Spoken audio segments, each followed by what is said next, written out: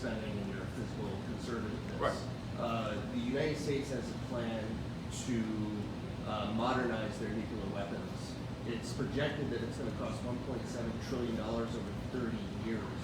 I'm wondering, as president, what would your position be on that program and the particular amount? You mean the plan, not just about big nukes, but little tactical nukes? Yeah, I mean it's a blanket program. I'm not absolutely sure that's a bad idea. I mean, I hate to even talk about nuclear weapons because it sounds like you're going in the opposite direction than,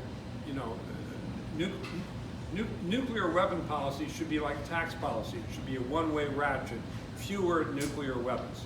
And if I have in mind the program that I think you're referring to, it wouldn't say let's have more nukes. It might just have smaller nukes.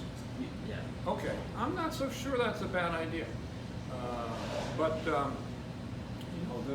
main thing about nuclear weapons is that you don't want more of the big guys. And President Trump has gone so far as to say Japan and South Korea should develop their own big guy nuclear weapons because then they could use them to, as a deterrent to China. That's exactly the kind of thinking we don't need, honestly.